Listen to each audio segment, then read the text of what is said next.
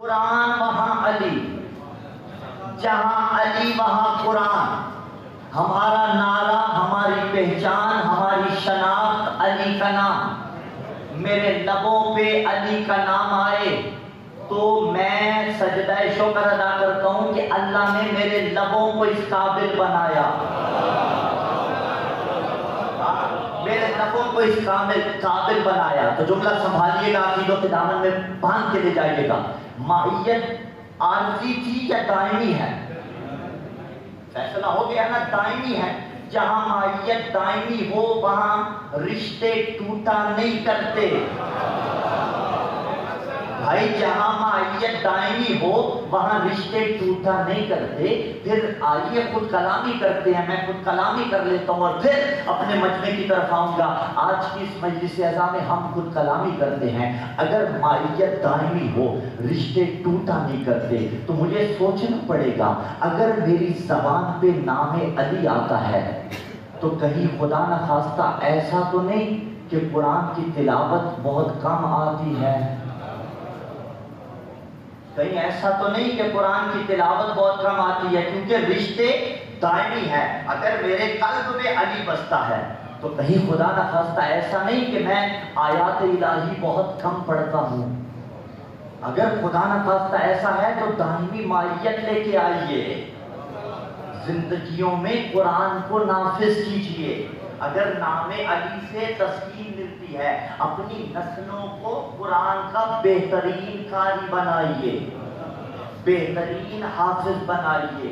والدین کی پہلی ذمہ داری اولاد کو اچھی تعلیم دلوانا، اچھا قرآن پڑھانا۔ اور میں یہاں پہ جملہ کہوں گا عزیزان ذیکر، معاملات اندر کے کیا ہوتے ہیں ہمیں بخوبی پتہ ہے، ایسا یہ نہیں ہے، اسی معاشرے کا حصہ ہے نا۔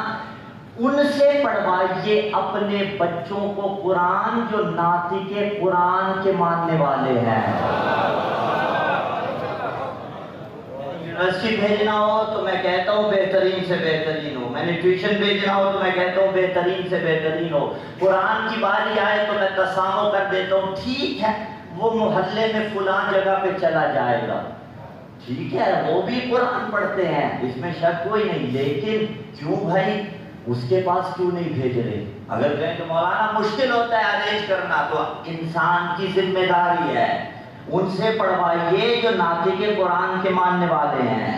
تو اب عزیزان ذیکر یہ ماہیت دائمی کیسے قائم ہوگی؟ بزرگوں کے لیے یہ باتیں نہیں ہوتی، جوانوں کے لیے یہ باتیں ہوتی ہیں نا، جب قرآن کی تلاوت بھی زندگیوں میں نافذ کی جائے گی، جب قرآن پڑھا جائے گا۔ اور خوش ہوا کریں قرآن پڑھ کے، کوشش کیا کریں کہ جب قرآن کی تلاوت کریں دل میں سرور آئے، اس لیے کہ جو 14 کا قصیدہ ہو اسے پڑھ کے سرور ہی ملتا ہے نا۔ تو یہ ماہیت جو ہے دائمی ہے، اور ان میں کچھ کمالات ہیں قرآن میں بھی اور علی علیہ السلام میں بھی۔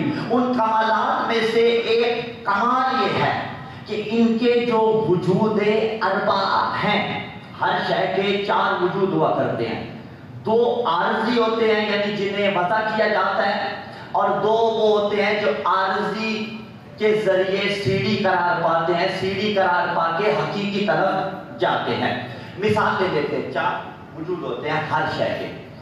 ایک وجود حقیقی، ایک وجود قطبی، ایک وجود ملفوظی، ایک وجود ذہنی۔ وجود ملفوظی جو ذہن میں آئے، وجود قطبی کے جسے لکھا جائے، وجود ملفوظی کے جسے بولا جائے، اور وجود حقیقی کے جو حقیقی وجود ہو۔ 5واں وجود کسی شے کا نہیں ہوتا۔ مثال لے لیتے ہیں پانی، اس کے بھی 4 وجود ہیں۔ ایک پانی کا وجود قطبی ہے، کتاب کو کتاب اسی لیے کہا جاتا ہے کہ جسے قط کیا جاتا ہے، ٹھیک ہے۔ ابھی تو البتہ معلوم ہوتی جا رہی ہے نا، PDF والا سلسلہ چل پڑا ہے، ڈیجیٹل انداز میں چل پڑا ہے، البتہ کتاب کی تاثیر عملی ہوتی ہے۔ کتابت کسی نے لکھا، وجود قطبی یعنی لکھ لیا جائے کسی چیز کو۔ پانی کا وجود قطبی کیا ہوگا؟ آواز رہی ہے، اکیلا جواب آیا، 100/100 ان کے باقیوں کے بھی 100/100 یقیناً جواب محفوظ ہوگا، دیا نہیں، ٹھیک ہے۔ جو لکھ لیا، پانی لکھے تو بھی وجود قطبی، آپ لکھیں تو بھی وجود قطبی، ماں لکھے تو بھی وجود قطبی، واٹر لکھے تو بھی وجود قطبی، جس بھی زبان میں لکھے وجود قطبی۔ بندے کو لگی ہو پیاس اور لکھی جائے پانی، بجھے گی؟ عقل کس چیز کا فیصلہ کرے گی کہ پیاس نہیں بجھنی؟ یہ وجود قطبی ہے، ٹھیک ہے؟ میں نے پہلے کہا نا عارضی ہے، وضعی ہے، وضعی جسے وضع کیا جاتا ہے۔ یہ وضع کیوں کیا گیا؟ کسی اور وجود کے لیے، بس اس کا اتنا ہی تعلق ہے۔ کسی کو سمجھانا ہو تو لکھ کے دکھا دو پانی، پڑھانا ہو تو لکھ کے دکھا دو پانی، اس سے زیادہ نہیں ہو سکتا۔ پیاس لگی ہو، وجود قطبی کے ذریعے پیاس نہیں بجھے۔ چلیے وجود ذہنی کی طرف جاتے ہیں۔ وجود ذہنی کون سا ہوگا؟ پانی کا، جو سوچ لیا، جو ذہن میں آ گیا، وہ پانی کا وجود ذہنی ہوگا۔ لگی ہو پیاس اور 1.5 لیٹر کی بوتل تصور کر لیجئے، ساری پی جائیں گے؟ نہیں، ایک گھونٹ بھی نہیں ملے گا، کیونکہ پیاس اس سے نہیں بجھے گی جو وجود ذہنی ہے۔ چاہے نہر تصور کرے، دریا تصور کرے، سمندر تصور کرے، پیاس آپ کی نہیں بجھے گی۔ پتہ چلا وجود ذہنی فقط حضور ذہن کے واسطے ہے، یعنی جس کے ذریعے آپ چیز کو اپنے ذہن میں حاضر کر لیتے ہیں، یہ وجود ذہنی ہے۔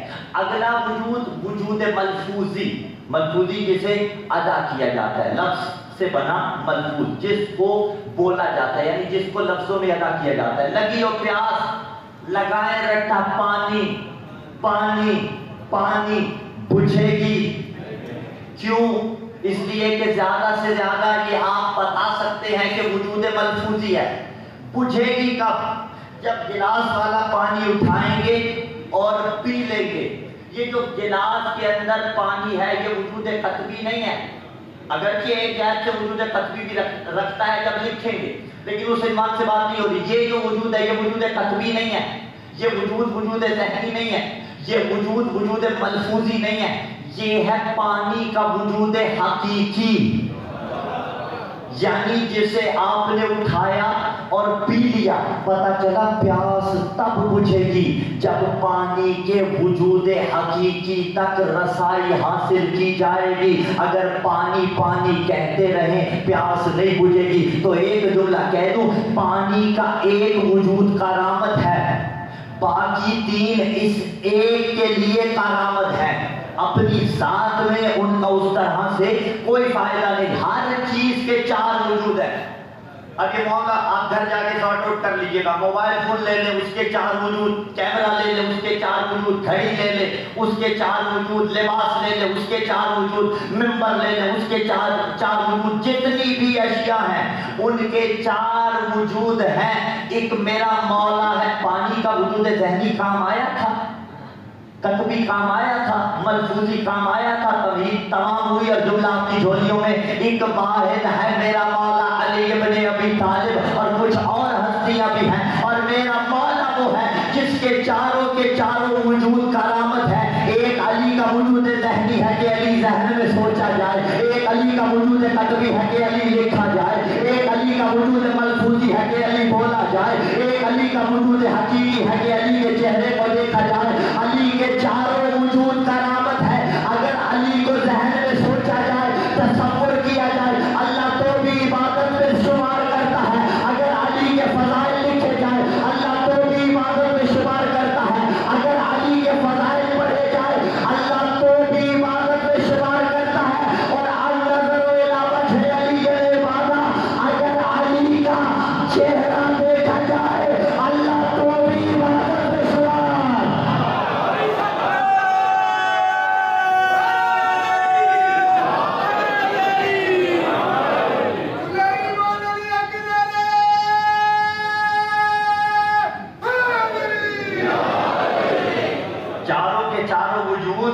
علی کے کرامت ہیں۔ فضائل علی بول کے ادا کیے جائیں تو بھی ثواب ہے، سنے جائیں تو بھی ثواب ہے۔ یہ جو علماء نے اب پتہ چلا جو ولایت علی علماء نے پہنچائی کتابوں کی کتابیں لکھ کر، یہ چلتا پھرتا صدقہ جاریہ ہے۔ تو مائیت دائمی ہے قرآن کے ساتھ علی کی قرآن کے ساتھ۔ اچھا جب مائیت دائمی ہے تو جو صفات قرآن میں ہے علی میں ہونی چاہیے یا نہیں ہونی چاہیے؟ ایک صفت قرآن کی جو سورہ حشر کی آیت میں بیان کی گئی کہ اگر قرآن پہاڑوں پہ اترتا تو پہاڑ ریزہ ریزہ ہو جاتے خشیت الہی سے. اٹھائیے نہج البلاغہ، ناطق قرآن نے کہا تھا لو احبنی جبل لتحافت، اگر پہاڑ بھی مجھ سے محبت کرتے ریزہ ریزہ ہو جاتے. لو احبنی جبل لتحافت، اگر پہاڑ بھی محبت کرتے ریزہ ریزہ ہو جاتے. کیا مطلب؟ تشریح طلب ہے یا نہیں ہے کہ پہاڑ محبت کرتے ریزہ ریزہ ہو جاتے؟ کیا مطلب ہے؟ یعنی علی کی محبت اگر اختیار کرنی ہے پھر مشکلات تو آئیں گی. علی کی محبت اگر اختیار کرنی ہے تو مائیت حق کے ساتھ ہے یا نہیں ہے؟ دونوں مائیتوں کو اب میں ملانے جا رہا ہوں اور گفتگو کو آگے بڑھا رہا ہوں. پھر مشکلات کیسی آئیں گی؟ نفس کہے گا سویا رہ، نہیں. علی کی مائیت کہے گی جان نماز فجر ادا کر. نفس کہے گا کہاں 20% دے گا خبز رو کھا. مائیت علی کہے گی نہیں دے، علی کا صدقہ اللہ تجھے اور عطا کرے گا. ہاں، نفس کہے گا خدا نخواستہ حرام انجام دے، مائیت علی کہے گی رک جا. لو احبنی جبل لتحافت، اگر پہاڑ بھی مجھ سے محبت کرتے تو ریزہ ریزہ ہو جاتے. اب یہ تفکر کرنا ہے کہ کتنا اثر محبت علی کا ہو رہا ہے. کیسے ریزہ ریزہ یعنی خشیت الہی سے. اب انسان یہ سامنے ہے اگر تو اس کا کیا مطلب ہے؟ بکھر جائے، ٹکڑے ٹکڑے ہو جائے، وہ تو اصلاً محال ہے نا. مطلب دل ریزہ ریزہ ہو، ٹکڑے ٹکڑے ہو جاؤ اندر سے. ندامت ہو خدا نخواستہ اگر گناہ کر دو، یعنی اتنی عاجزی آ جائے، ہاں اکڑ ختم ہو جائے. میں ایک جملہ بہت سادہ سی مثال دیتا ہوں. انسان کسی کا خادم ہو مثلا اور اس کا کام ہمیشہ اپنے مالک کے ساتھ رہنا ہو. کسی بزم میں مالک بھی موجود ہو اور خادم صاحب بھی موجود ہو. ٹھیک ہے، میں نے نوکر کی جگہ مؤدبانہ لفظ خادم کہا. خادم بھی موجود ہو، مالک کسی کے احترام میں اٹھ جائے اور خادم ٹانگ پہ ٹانگ رکھ کے بیٹھا رہے. جملہ سخت ہو جائے گا تو معاف کیجیے گا، عام طور پہ یہ زبان استعمال میں کرتا نہیں ہوں لیکن ابھی کر رہا ہوں. مالک اٹھے، خادم ٹانگ پہ ٹانگ رکھ کے بیٹھا جائے، جوتیوں کے لائق ہے یا نہیں ہے؟ ہے یا نہیں ہے کہ تیرا مالک اٹھا تو بیٹھا رہا. علی فجر میں اٹھ کے سجدے اللہ کو کیا کرتا تھا. یہ کیسا برائی ہے جو نماز پنج گانا نہیں پڑھتا.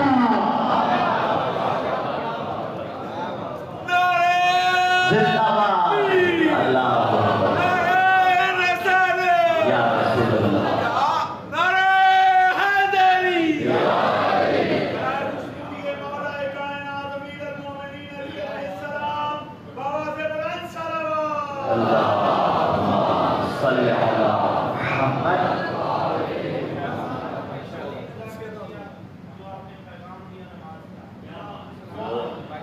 علماء ادا کر رہے ہیں، میں تو چھوٹا سا طالب علم ہوں. اگر قبول افتد زہیز و شرف. اور حقیقت یہ ہے کہ ممبر ان کا ممبر ہے، یہ بشر کا کمال نہیں ہوتا، میرا کمال نہیں ہے. یہ ذکر ہی اتنا پیارا ہے اور دراصل آپ سامعین بڑے پیارے ہوتے ہیں. یہ آپ کی ظرفیت ہے، یہ آپ کا عشق علی ہے جو ان باتوں کو قبول فرماتے ہیں. یہ دلیل ہے اس بات کی کہ میرے قوم کے ماتمی جوان کچھ سیکھنے کے لیے آتے ہیں. بس ان کو پہلے سے الحمدللہ سیکھے ہوئے ہیں، ان کی تو سیرت پہ چلا جاتا ہے نا. سبق پڑھی محمد والے محمد کی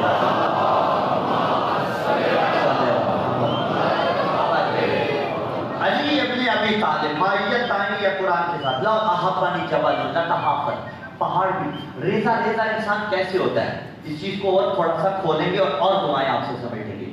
جب اندر سے ٹوٹ جاتا ہے، اندر سے غم کی وجہ سے نہیں ٹوٹا جاتا، اندر سے جب دل نرم ہو. بھائی ادھر مولانا نے یا عالم دین یا ممبر پہ آنے والا نام حسین لیتا ہے، مجمع رونے لگتا ہے. کیوں؟ دل نرم ہے حسین کے لیے. اسی لیے روایتوں میں کہا شقاوت قلبی سے پناہ خدا کی مانگیے کہ اللہ نہ کرے میرا دل سخت ہو جائے. اور یہ جو روایت آپ علماء سے سنتے رہتے ہیں نا، ممکا او ابکا او تباکا وجبت لہ الجنہ، کہ جو روئے یا رلائے یا رونے کی شکل بنائے. منزل فضائل میں معرفت کے آنسو ہیں. میں اس کو کھولنا چاہتا ہوں کہ رونے کی شکل بنانا کیا مطلب ہے. رونے کا براہ راست تعلق ہے دل کے ساتھ. جو رو پڑا اس کا دل تو سخت نہیں تھا، لیکن جسے رونا نہیں آ رہا، تباکا کا مطلب یہ ہے دل کو آمادہ کرے. اے میرے قلب تجھے ہو کیا گیا ہے، تو اتنا سخت کیوں ہو گیا ہے، رو. اور جب روئیں گے ضروری نہیں ہے پریشانیوں میں رویا جائے، خشیت الہی سے روئیں، سجدے میں سر رکھ کے روئیں. آپ اکثر علماء کو یہ کہتے ہیں نا، آقا میرے حق میں دعا کیجئے گا، یہ حالت ظرفی ہوتی ہے آپ کی. جو علماء کو یہ کہتے ہیں، طلاب کو یہ کہتے ہیں ہمارے حق میں دعا کیجئے گا، یا متقی نمازی ہو، پرہیزگار سید ہو، پنجگانہ نماز ادا کرنے والا ہو تو کہتے ہیں نا شاہ صاحب میرے حق میں دعا کیجئے گا. بزرگوں کو کہتے ہیں میرے حق میں دعا کیجئے گا. یہ اپنے مقام پہ بالکل بچا ہے، لیکن ایک نسخہ بتانے لگا ہوں اور بالکل بغیر کسی قیمت کے بتانے لگا ہوں. یہ تعویذ سمجھ کے لے جائیے گا کہ جس کی قیمت کوئی نہیں. ہاں اگر دعائیں دینا چاہیں تو یہ قیمت ہو جائے گی. معصوم کا فرمان ہے جب تمہارا دل نرم ہو جائے اور تیری آنکھ میں آنسو آ جائے، اللہ سے دعا مانگ، اللہ تیری دعا کو قبول کر لے گا. پھر کسی کی خدمت میں جانا نہیں پڑے گا، لیکن اس کا یہ مطلب نہیں ہے بزرگوں سے دعائیں نہ لی جائیں، ٹھیک ہے وہ اپنے مقام پہ، لیکن کسی کی منت نہیں کرنی پڑے گی میرے لیے دعا کر. خود اللہ اس قابل بنا رہا ہے. دعاؤں میں روئیے، دست ادب جوڑ کے. مفاتیح الجنان بھری پڑی ہے دعاؤں سے، اٹھائیے تو صحیح، ان میں روئیے، ان میں تفکر کیجیے، تنہائی میں بیٹھ کے کوشش کیجیے. کیوں؟ دل نرم ہوگا. دل نرم ہوگا تو اسلام سمائے گا. دل نرم ہوگا تو علی سمائے گا. علی جیسا بہادر کوئی نہیں تھا. فاتح خیبر اپنے بازو سے اکھاڑا، مرحب و انتر کو چیرا. اور دیکھیے یہ آج کل گولی سے شاید قتل کرنا آسان ہو کسی کو، ٹھیک ہے، کسی کافر کو اگر قتل کرنے کی بالفرض نوبت آ جائے، میں کوئی قتل کے پیغام کو عام نہیں کر رہا ہوں، نہیں، اسلام دوسروں کے عزت جان ناموس مال کی حفاظت کی حکم دیتا ہے. لیکن لا مناقشہ کا پھر مثال، کیونکہ بات بہت دور تک جاتی ہے تو سنبھلنا پڑتا ہے. لا مناقشہ کا پھر مثال، ہم قتل و غارت کی ترویج نہیں کر رہے، لیکن اگر کسی کو فائر کر کے مارا جائے یہ آسان ہے یا نہیں ہے؟ یہ نسبتاً آسان ہے. کسی کو مثلاً گلا دبا کے مارا جائے تو یہ نسبتاً آسان ہوگا. لیکن اگر تلوار گردن پہ چلائی جائے، آپ خود امیجن کر لیجئے کتنے ایسے لوگ ہیں آپ میں سے جو جانور ذبح نہیں کر سکتے. وجہ کیا ہے؟ آتا نہیں ہے، ہاتھ نہیں چلا سکتے، نہیں چلا سکتے ہیں، لیکن وجہ یہ ہے دل نرم ہے. جب خون نکلتا ہے تو دل دہل جاتا ہے. اب ذرا تصور کیجئے جب تلوار سے سر اڑائے جاتے تھے تو کتنی ہمت کا کام تھا، اور تلوار علی کی ہو تو پھر تو سامنے ٹھہرتا ہی کوئی نہیں تھا. لیکن اس کے باوجود اتنا بہادر علی سر سجدے میں رکھ کے رویا کرتا تھا. کس لیے؟ معرفت توحید سے، معرفت خدا سے. گناہ کا تو تصور ہی نہیں ہے معصوم کی ہستی میں نا، یہ تو معصوم عصمتوں کا منبع ہے. لیکن پھر رونا کیوں؟ خدا کے خوف سے نہیں، اس کی رحمت پہ. اس طرح سے دل نرم ہوگا تو لو احبانی جبل لتحافت کی جتنی تشریح ہو سکتی تھی میں نے بیان کر دی. کہا کہ دلوں کو نرم کیجیے. اگر مجھ سے محبت رکھتا تو اس کا دل نرم ہو جاتا. اگر دل میں تھوڑا سا محسوس بھی ہو خشیت، یہی محبت کی علامت ہے. اور ایک اور محب بھی ہے جس کو علی نے سرزنش کی ہے، اس کی سرزنش کس طرح سے کی؟ ایک اور محب بھی ہے، 2 محبوں کا تذکرہ کر کے گفتگو کو آج کی سمیٹنا چاہیں گے۔ دوسرا محب کون سا ہے؟ فرمایا حلق فی رجلان محب قال، میرے بارے میں 2 طرح کے لوگ ہلاک ہوں گے، محب قال و مبغض قال۔ ایک وہ بغض رکھنے والا جو کمی کر گیا، وہ تو جائے نہ جہنم، اس کا تو ٹھکانہ جنت جہنم ہے، لیکن یہ جو محب قال ہے، یہی تعبیر ہے نا، پڑھے لکھے لوگ تجربہ فرمائیں، محب قال، محبت کرنے والا قال۔ کچھ الفاظ ایسے ہیں، تیسرا سال ہے، آپ میرے مزاج تکلم سے آشنا، میں آپ کے مزاج تکلم سے آشنا، اگر یہ بات میں پہلے سال میں کرتا نا تو شاید اس طرح نہ پہنچا پاتا، کیونکہ کچھ باتوں کے لیے زمین ہموار کرنی پڑتی ہے۔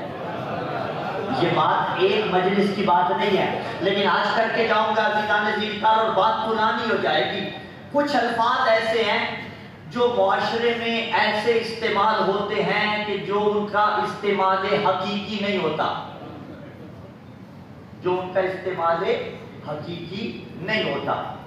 استعمال حقیقی کوئی اور ہوتا ہے، معاشرہ انہیں کسی اور طرف لے جاتا ہے۔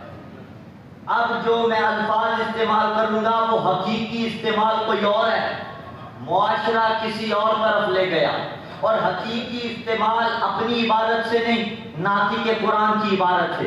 فرمایا حلق فی رجلان، 2 طرح کے گروہ ہلاک ہوں گے، محب قال، ایک محبت کرنے والا جو غال یعنی جو غالی ہے، ایک مبغض قال، جو بغض رکھنے والا یعنی مبغض اور مقصر ہے۔ میں نے پہلے کہا تھا لفظ وہ ہے جو معاشرے میں استعمال ہو رہے ہیں، بڑی نازک بات ہے۔ ایک وہ جو غالی بنا، ایک وہ جو مقصر بنا۔ ایک جملہ کہوں، اب جو بحث ہے غالی اور مقصر کی، یہ علماء کے بس کی بحث ہے، یا مجھ جیسے طالب علموں کے بس کی، یا اس بندے کی جسے گرفت ہو، اور وہ بھی اس حد تک ہے جہاں تہمت نہ لگے۔ اگر تہمت لگ گئی تو التہمت اشد من القتل، یا من الزنا بھی ہے۔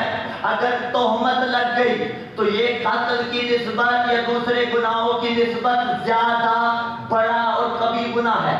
اب معاملہ کیا ہے؟ کون ہے غالی اور کون ہے مقصر؟ نہ آئے کل تو بے شک نہ آئے، لیکن مجھے معلوم ہے میرا ساتھ مجمع آئے گا۔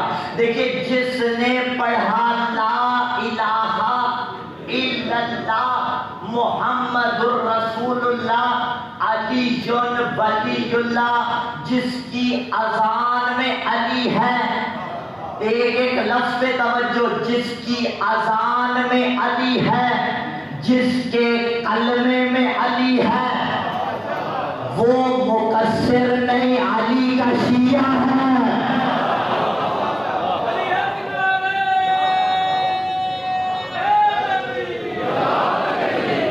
جو اذان میں ولایت علی کی گواہی دے رہا ہے، جس کے کلمے میں علی کی ولایت کی گواہی ہے، وہ مقصر نہیں، علی کا شیعہ ہے۔ اور دونوں کو ساتھ ساتھ لے کے چلوں گا۔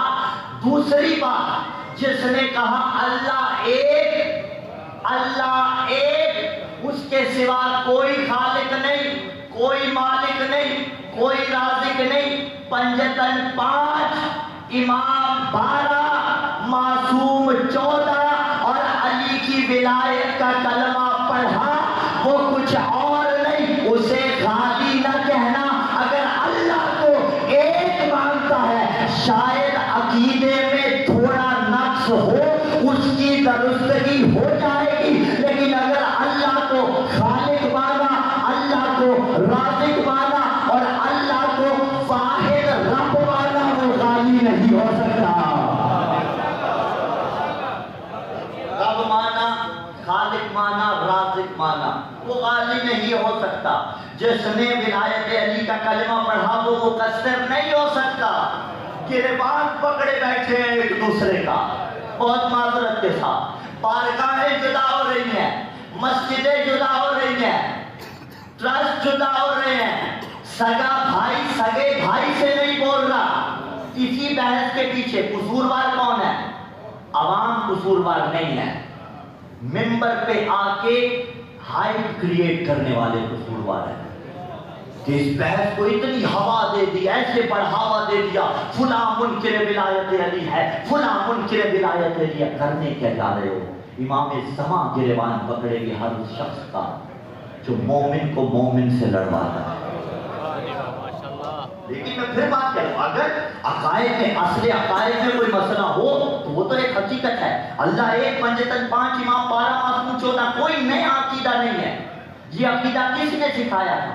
ماں نے گودی میں سکھایا تھا کہ اللہ ایک ہے، پنجتن 5 ہے، امام 12 ہے، معصوم 14 ہے. اور جو علی کو اللہ بناتا ہے اسے چھوٹا موٹا منکر نہ سمجھنا. اس لیے کہ پنجتن کتنے ہیں؟ بولیے میرے ساتھ، پنجتن کتنے ہیں؟ 5. جب علی کو نکالا اور اللہ بنایا، وہ چھوٹا موٹا منکر نہیں، پنجتن کا منکر ہے.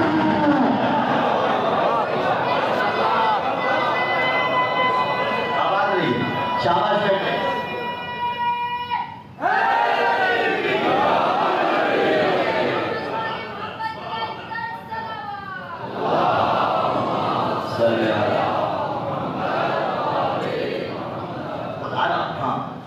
یہ بات بھی اپنے مقام پہ بجا ہے کہ یہ کام پھر علماء کا ہے، یہ کام پھر محققین کا ہے. جہاں جہاں ضرورت اصلاح ہے علماء بول رہے ہیں، لیکن قوم اس طرح سے تقسیم نہ ہو کہ زمانہ تماشا دیکھے.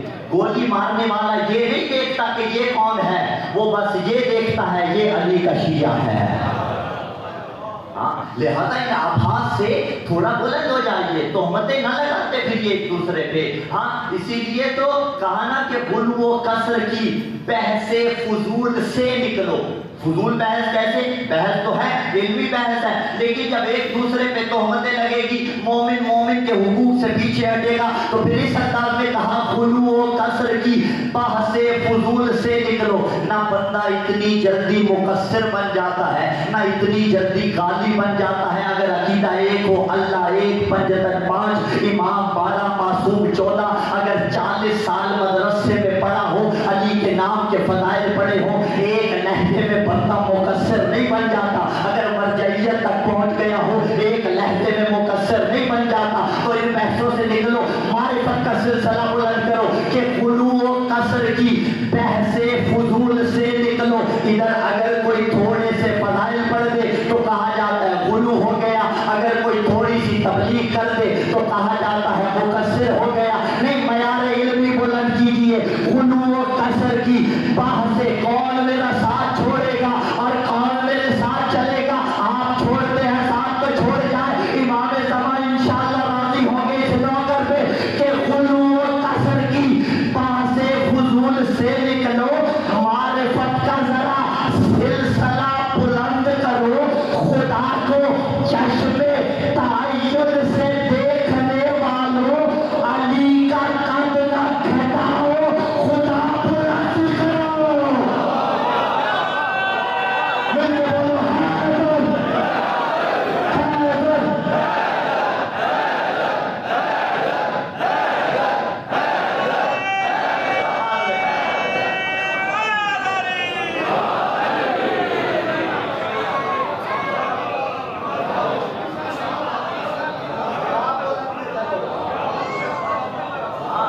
کتنا بلند ہے خدا کہ اس سے آگے کوئی بلندی نہیں.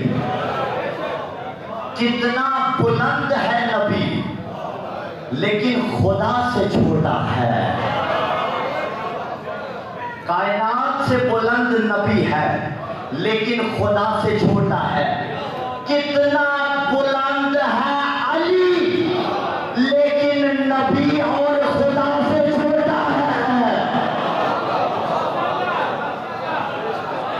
بڑا بلند ہے علی لیکن لیکن نبی اور خدا سے چھوٹا ہے، کائنات میں سب سے بلند ہے۔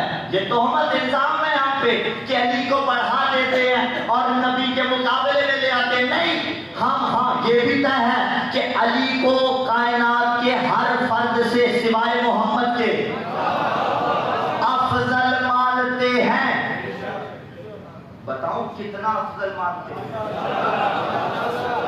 خدا بلا تشبیہ، رسول اور علی۔ رسول کائنات میں اس پوری کائنات سے بڑا ہے، ایسا ہے یا نہیں؟ رتبہ سب سے بڑا، لیکن خدا سے چھوٹا۔ اور کتنا چھوٹا یہ میرے اور آپ کے بس کی بات نہیں ہے، لیکن چھوٹا خدا سے ہے، پر اتنا چھوٹا کہ جس کے درمیان میں کوئی اور نہیں ہے، جس کے درمیان میں کوئی اور نہیں ہے۔ ہم علی کو اس پوری کائنات میں رسول کے بعد اتنا بلند مانتے ہیں جتنا رسول کو اس پوری کائنات میں بلند مانتے ہیں، لیکن رسول کے بعد علی کو اتنا چھوٹا رسول سے مانتے ہیں جتنا محمد کو اللہ سے چھوٹا۔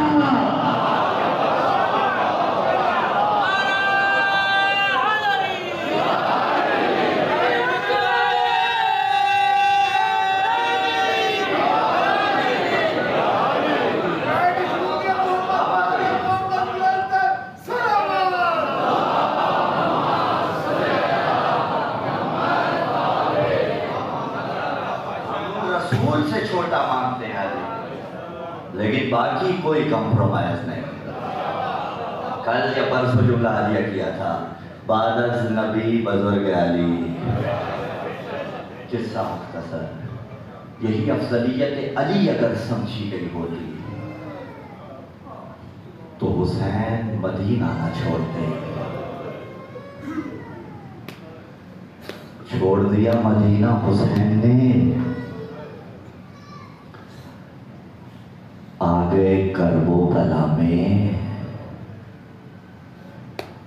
کربلا میں 17 بنی ہاشم مشہور روایت کے تحت شہید ہوئے، اور یہ جو بنی ہاشم 17 مشہور روایت کے تحت کربلا میں شہید ہوئے نا، ان سب کا تعلق اولاد ابو طالب کے ساتھ ہے۔ دین خدا کا بچ گیا، اللہ نوازوں پہ رحم کرے، گھرانہ ابو طالب کا لٹ گیا۔ اور کربلا کے شہداء میں سے سب سے پہلا شہید جو کربلا کا شہید ہے لیکن شہید کربلا میں نہیں ہوا، البتہ اسی شہادتوں کے سلسلے کی پہلی کڑی حسین کا سفیر مسلم بن عقیل، اجرکم اللہ۔ عزیزانو، مسلم کی عظمت کے لیے علیہ السلام یہی کافی ہے جس پہ حسین اعتماد کریں اور وہ حسین کے اعتماد پہ پورا اترے۔ کوفی خط لکھتے تھے، 600 کے قریب خط ایک دن میں ملے، 12,000 کے قریب ٹوٹل خطوط بھی ملے۔ اب حسین نے ارادہ کیا کہ مسلم کو کوفے روانہ کروں۔ عزیزانو، اور جب روانہ کیا، مسلم سے کہا تھا حوصلہ بلند رکھنا، شہادت کو اس منزل میں واضح دیکھنا۔ عزیزانو، اب جب مسلم کو روانہ کیا، بھائی بھائی سے گلے لگ کے رو رہا ہے، اور ایک مرتبہ مسلم حسین سے جدا ہوئے، ابھی گئے نہیں ہیں، تنہائی میں بیٹھ کے رو رہے ہیں۔ کسی نے کہا مسلم کیوں رو رہے ہو؟ کہا رو اس لیے رہا ہوں آج کے بعد حسین کی زیارت سے محروم۔ اجرکم اللہ۔ ایک دعا ہے یہی پہ روتی آنکھوں کے ساتھ، جنہیں حسین کی زیارت کا شوق ہے، اللہ جلد انہیں کربلا بلائے، اس لیے کہ حسین کی جدائی مار دیتی ہے نا۔ عزیزانو، جناب مسلم کو کوفہ روانہ کیا، اور روتی آنکھوں سے ایک روایت سناؤں آج بھی عزیزانو تمہیں جو رو رہے ہو۔ عزیزانو، رسول اللہ سے اور علی علیہ السلام دونوں موجود ہیں. روایت کرنے والے رسول اللہ ہیں، پوچھنے والے علی ہیں. مولا نے رسول سے پوچھا تھا کیا آپ عقیل سے محبت کرتے ہیں؟ حضرت طالب میرے بابا کے بیٹے عقیل میرے بھائی سے محبت کرتے ہیں. رسول نے کہا علی مجھے عقیل سے دوہری محبت ہے. ایک محبت تو اس لیے ہے کہ ابو طالب عقیل سے محبت کرتے ہیں، اور دوسری محبت پتہ ہے کیوں ہے؟ اس لیے کہ اسی عقیل کا ایک بیٹا یعنی حضرت مسلم تیرے بیٹے حسین کی نصرت میں مارا جائے گا. اور اگلے جملے قربان رسول نے فرمایا وہ جو مسلم حسین کی نصرت میں مارا جائے گا فتدمع علیہ عیون المؤمنین، اس مسلم کی شہادت پر مومنین بیٹھ کے آنسو بہایا کریں گے. اجرکم اللہ، مومنین بیٹھ کے رویا کریں گے. پس ازدار مسلم کو حسین نے روانہ کیا. مسلم کوفے میں آ گئے، لوگوں نے بیعت کرنا شروع کی. کئی ہزار لوگ بیعت کرتے رہے، سینکڑوں کی تعداد میں بیعت کرتے رہے. لیکن ایک وہ وقت آیا جب غریب نے نماز عشاء پڑھی تو 30 کے قریب افراد باقی رہ گئے. جب مسجد سے باہر آتے آتے دروازے تلک آئے، عزادارو 10 فرد باقی رہ گئے. جب مسلم تھوڑا اور آگے بڑھے ایک بھی فرد باقی نہ رہا. کوفہ میں تنہا رہ گیا حسین کا سفیر. اور ایک دروازے سے جب پانی مانگا، مومنہ کا دروازہ، پانی مل گیا نا. میں ایک جملہ کہہ دوں، اے جناب مسلم آپ نے پانی مانگا، آپ کو پانی مل گیا، لیکن یہی کوفہ ہوگا. چند دن گزریں گے آل محمد کو قیدی بنا کے لایا جائے گا. کوفے والے صدقے کی کھجوریں دیں گے. بی بی ام کلثوم وہ کھجوریں واپس کریں گی اور کہیں گی او کوفہ والو، او ہم نبی کے گھر والے، ہم پہ صدقہ حرام. اجرکم اللہ، اجرکم اللہ. بس زدارو جناب مسلم اکیلے رہ گئے. رات گزارے اس مومنہ کے گھر میں. اس کے لعین بیٹے نے لالچ دنیا میں مخبری کر دی. اب جب مخبری ہوئی فوجیں آ گئی. مسلم کی ہاشمی غیرت نے گوارا نہیں کیا کہ مومنہ کے گھر میں موجود رہیں اور فوجیں حملہ کر دیں.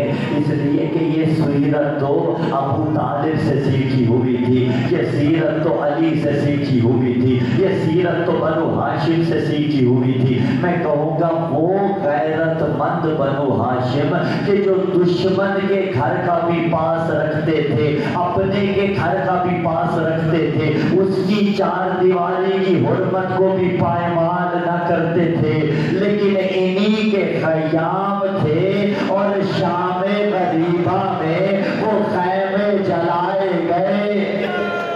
اجرکم اللہ، اجرکم اللہ. زہرا سلام اللہ علیہ. عزادارو مسلم تنہا رہ گئے. مسلم باہر آئے ہیں. جنگ کے ایک دو منظر پیش کر کے شہادت کی طرف جاؤں گا. عزادارو محمد ابن اشعث نے ابن زیاد کو لکھا. اس نے کہا مجھے اور سپاہی بھیج. ایک مرتبہ سپاہی طلب کیے، پھر کہا مجھے اور کمک بھیج، میری اور مدد کر. اس نے اور سپاہی بھیجے، ساتھ ہی ایک پیغام بھیجا. اس نے کہا بندہ ایک ہے، تیری ماں تیرے ماتم میں بیٹھے، ایک بندے کے لیے اتنا لشکر کیوں منگا رہا ہے؟ اس نے کہا تجھے نہیں پتا یہ ہاشمی جوان ہے، روتے آنا لیکن مسلم کی ذرا جنگ بھی سننا. اس انداز میں مسلم نے جنگ کی. اور کیسے نہ کرتے، مسلم کو پتا تھا میں لڑ رہا ہوں، حسین کا سہارا عباس موجود ہے. لیکن جب عباس نے جنگ کی رنگ جدا تھا، جانتے تھے میرے بعد حسین کا رہ کوئی نہ جائے گا.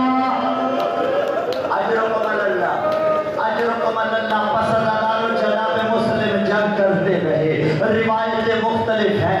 فوجیں دور بھاگتی رہی، لشکر دور بھاگتا رہا. لیکن لعین تھے نا، لعینوں کے بیٹے تھے. اب انہوں نے کیا کیا، دور چھتوں پہ جا کے یہ لعین مسلم پہ پتھر مار رہے ہیں. مسلم نے کہا وہ پتھر تو کافروں کو مارے جاتے ہیں اور پتھر تو کفار کو مارے جاتے ہیں. اب عزادارو انہوں نے ایک ہیلا کیا، مسلم ایسے قابو میں نہیں آئیں گے. انہوں نے گڑھا کھودا. اب جو گڑھا کھودا دھوکے کے ساتھ سفیر حسین کو اس گڑھے میں گرایا گیا. بس گرنا تھا، ظالموں کا جو ہوتا تھا انہوں نے اسی انداز میں ظلم کیا. پھر مسلم کو قید کر لیا گیا اور لے کے گئے ہیں عزادارو لعین کے دربار میں. آؤ آج دیکھو مسلم کا روزہ آباد ہے، اس کا دارالعمارہ زمیں بوس ہے. مسلم آج بادشاہت کر رہا ہے. جب اس کے دربار میں گئے لعینوں نے کہا مسلم تو نے سلام نہیں کیا امیر کو. مسلم نے پلٹ کے کہا مالی الامیر سوال حسین، میرا ایک امیر ہے جسے حسین کہتے ہیں. ارے شاید یہی وجہ ہے آج حسین کو غریب کہتے ہیں اور مسلم کو امیر. اجرکم اللہ، اجرکم اللہ. مسلم کو امیر کہتے ہیں. بس عزادارو گفتگو ہوتی رہی. حسین کے شیر کو دارالعمارہ کی چھت پہ لے جایا گیا. اب ظالم نے اپنی تلوار نکالی، سر تن سے جدا کیا، دھڑ کو زمین پہ پھینکا.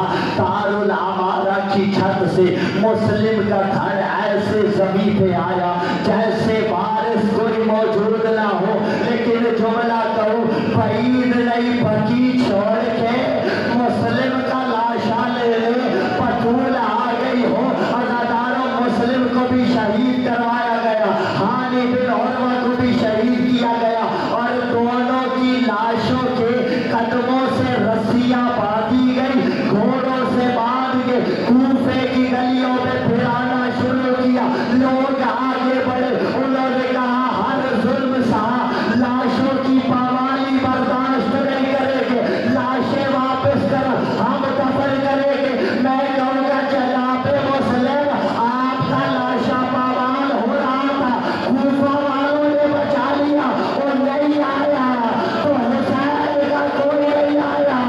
پائے کے گھوڑے پائے کو بھاگ گئے. عزادارو منزل سالبیہ پہ حسین کو اطلاع ملی، مسلم مارے گئے، حاجی مارے گئے. حسین خیمے میں آئے ہیں، مسلم کی یتیمہ کے سر پہ ہاتھ رکھا.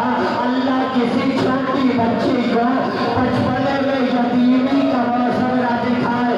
مسلم کی بیٹی کو پیار کیا، بچی سمجھ گئی، کہا آقا حسین ایسے پیار کر رہے ہیں جیسے یتیموں سے کیا جاتا ہے. کہا تیرا پاپا مارا گیا، میں تیرا پاپا ہوں. میں کہوں گا مولا مسلم کی یتیمہ کو ایسے پاپا کا پرسا دیا، لیکن آپ کی یتیمہ سکینہ کو پاپا کا پرسا تماچے مار مار کے.